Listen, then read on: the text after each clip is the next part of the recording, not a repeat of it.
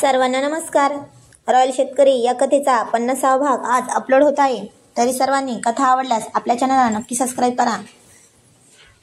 आता ती तिच्या मम्मी पप्पा सोबत बसली होती गप्पा मारत. तेव्हा त्याने रूममध्ये सगळ्या आईसाहेबांना सांगितलेल्या गुलाबाच्या फुलांवर एक एक चिठ्ठी लिहून स्वतःच्या मनातल्या सगळ्या प्रेमाच्या भावना त्यावर चिटकवल्या होत्या आणि सगळ्या रूमभर ते गुलाब चिटकून ठेवले होते. तसा तो आवरून खाली आला तेव्हा ते पण घरात आले होते.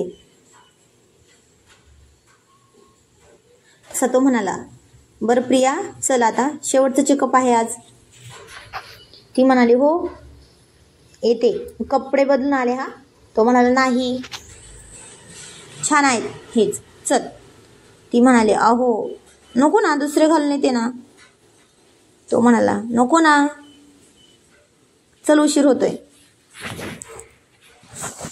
ती म्हणाली, अहो फक्त 2 मिनिटं लागतात. तसं तो तिला रूममध्ये जाऊ का देत नव्हता, कारण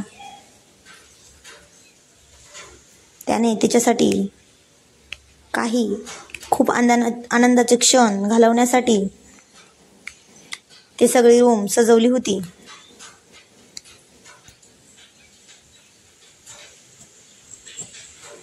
ती ऐकत नव्हती म्हणून त्याने तर आता सरळ तिला सगळ्यांसमोर उचलून घेतले.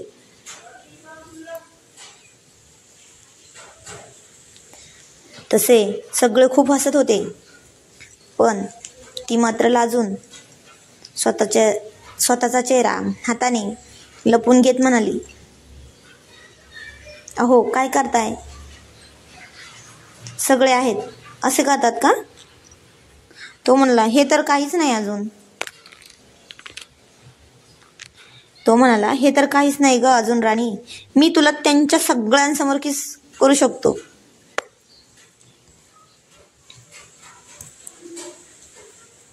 ती म्हणाली, अहो काय हा निर्लज्जपणा आहे तुमच्या अंगात हो. तो म्हणला, ए राणी, याला निर्लज्जपणा नाही म्हणत हा, याला प्रेम म्हणतात, कळलं? प्रेम. ती म्हणाली, हो पण अहो आता तरी खाली सोडा ना, बाहेर आलो आहोत आपण घराच्या, सगळे नौकर पण पाहत आहेत ना. तो म्हणाला, बघू देत ना. ती म्हणाली, अहो काय हे, माझी थोडी तरी इज्जत ठेवा ना सगळ्यांसमोर. तो म्हणाला, अगं ही पण इज्जतच आहे. सगळ्यांना वाटत असेल की खरंच किती जीव लावतोय तिचा नवरा, इज्जत करतो, म्हणूनच तर जमिनीवर पाय सुद्धा ठेवू देत नाहीत. आता त्याने असं म्हणून गाडीचा दरवाजा उघडला आणि तिला पुढच्या सीटवर बसवली आणि सीट बेल्ट लावण्यासाठी वाकला. तसा तिने त्याच्या गालावर एक किस केला. तसं तो म्हणाला, अरे बापरे, मी फक्त बोलतो आणि तू तर ते करून पण टाकले. ती म्हणाली, मग तुमच्यासारख्या पोकळ धमक्या देत नसतो आम्ही. तो म्हणाला, हो मी पोकळ धमक्या देतो का? आत्ताच दाखवतो आणि आत्ता खरं करून दाखवतो. असं म्हणत त्याने तिच्या तोंडाजवळ तोंड घेऊन गेला. तशी ती तोंडावर आडवा हात घेऊन म्हणाली, नाही हं, चल, नाही तर मी परत घरात जाईल. तसं तो म्हणाला, बघ किती घाबरतेस, बरं बाई चल आता. तसं ते दोघे पण दवाखान्यात गेले. डॉक्टरांनी तिच्या डोक्याचे पुन्हा आज शेवटचे स्कॅन केले. तसं ते दोघे पण रिपोर्टची वाट पाहत बसले होते. तेवढ्यात पल्लवी पण आली होती. तो म्हणाला, प्रिया ही बघ, ही आहे माझी मैत्रीण पल्लवी. ती म्हणाली, अहो ह्या माझ्या लक्षात आहेत, ते येतात ना घरी. आता तो म्हणाला होता, ही माझी मैत्रीण आहे. ती म्हणाली, अहो हे माझ्या लक्षात आहे, त्या येतात ना आपल्या घरी बघायला. तशी ती म्हणली, चांगली प्रगती आहे हा बरं शिवम, बरं मी जाते हां, काम आहेत मला. तसं रिपोर्ट पण आले होते. तर डॉक्टर आत बोलून सांगत म्हणले, सगळ्या टेस्ट नॉर्मल आले आहेत आणि क्लॉट पूर्णपणे बरा झाला आहे बरं का. आणि हो, कदाचित त्यांना सगळे आठवेलही. तो म्हणाला, थँक्यू सो मच डॉक्टर. तसे ते घरी गेले, पण ती आता अजून रूममध्ये गेलीच नव्हती.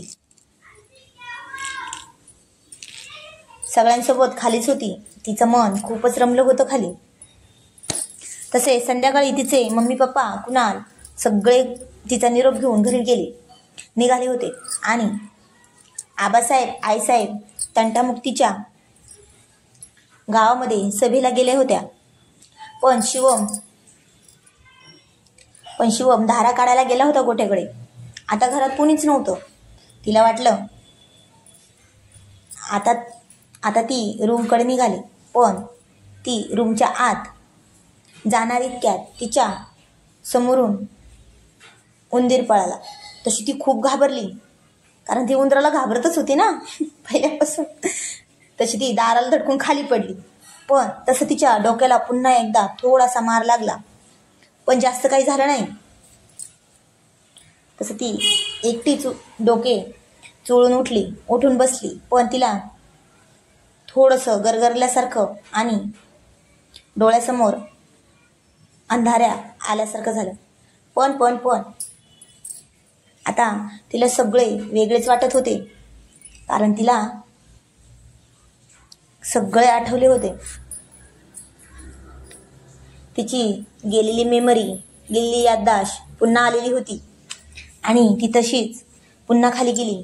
पण कुणीच नव्हते तिची ही गोष्ट ऐकायला. तेवढ्यात शिवम आला, पण तो पुन्हा खूपच काळजीत म्हणाला, तू अजून गरमचे कपडे का नाही घातलेत बरं?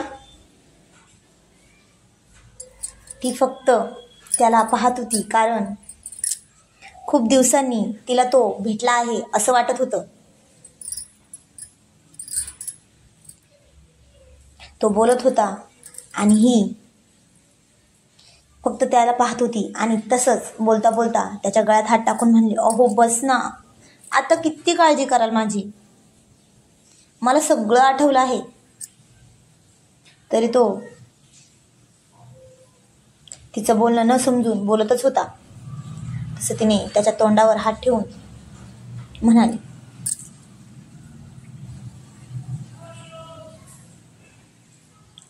ती त्याच्या तोंडावर हात ठेवून म्हणले, अहो कडू कारले कुठचे, मला नाही अजिबात आवडत. अहो बस, आता किती काळजी कराल माझी, झाले ना आता सगळं ठीक, मला आठवलं आहे सगळं. तसं तो म्हणाला, खरंच प्रिया? ती म्हणाली, हो. तसं तो तिला उचलून घेत म्हणाला, प्रिया प्रिया प्रिया प्रिया, अगं कसं सांगू, मला खूप आनंद झाला आहे. असं म्हणून त्याने आता तो कुठे आहे ते पण विसरला होता आणि तिचे पटपट खूप सारे किस घेतले, ते पण सगळ्या नौकरांच्या समोरच. तसे आईसाहेब आणि आबासाहेब पण आले होते घरात. तसे आबासाहेब त्यांना पाहून जरा घासा साफ करून म्हणले, अहो पाटलीनबाई, मला असं वाटतं आपण उगीच घरात आलो ना. तसं तो लाजून तिला खाली सोडून देत मला, नाही हो आबासाहेब, ते काय झाले ना, प्रियाला सगळे आठवले ना, मग त्याच आनंदाच्या भरात हे सगळे असं म्हणून त्याने खूप लाजून मान खाली घातली. आता लाजण्याचं काम प्रियाचं होतं, पण लाजत तोच होता. तसे ते प्रियाला म्हणाले, काय हो? तसे दोघे पण हसले. आबासाहेब म्हणाले, हो सुनबाई, मग आमच्या लाडूबाई होताल ना परत तुम्ही. तशी ती आबासाहेब आणि आईसाहेबांच्या पाया पडली. तशा आईसाहेब म्हणाल्या, अहो सुनबाई, तुम्ही तर आमच्या गळ्यात पडा हो, खूपच वाट पाहिली आहे आम्ही तुमची. आणि या वेळेची, असं म्हणून त्या दोघी एकमेकींच्या गळ्यात पडल्या आणि आईसाहेबांना रडू आलं. आधी शिवमने डॉक्टरांना फोन करून सांगितले. तसे शिवमने सगळ्यांनाच फोन केला होता. लगेच घरी आपण छोटंसं सेलिब्रेशन करूया, जमतंय असं म्हणून. पण तसं ते ऐकून खूपच आनंद झाला होता सगळ्यांना.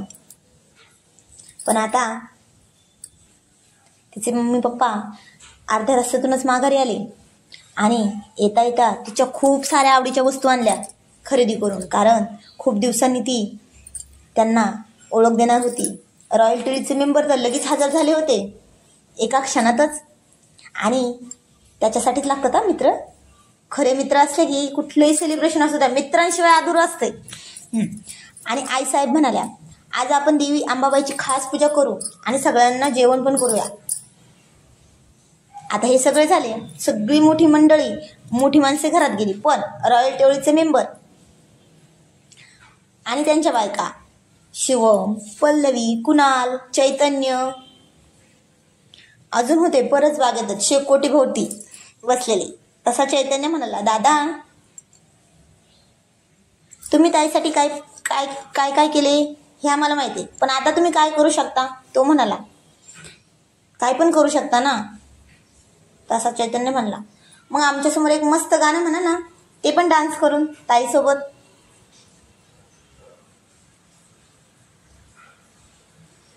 तसे सगळे ओरडून शिवम आणि प्रियाला प्रोत्साहन देत होते.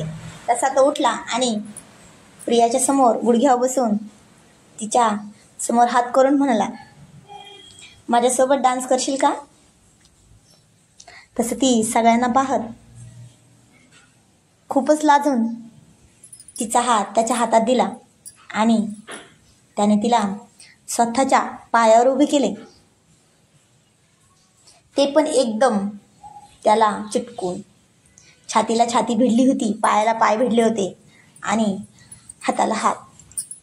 आता सगळ्यांसमोर त्याला इतकं जवळ आल्याने ती खूप लाजत होती.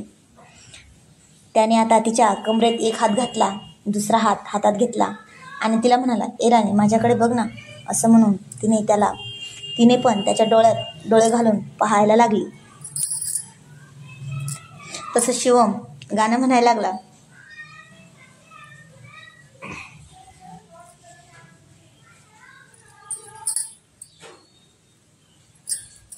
ये नजर भी अजीब थी, इसे देखे थे मंजर सभी. ये नजर भी अजीब थी, इसे देखे थे मंजर सभी. देख के तुझे एक दफा, फिर ना देखा किसी को कभी.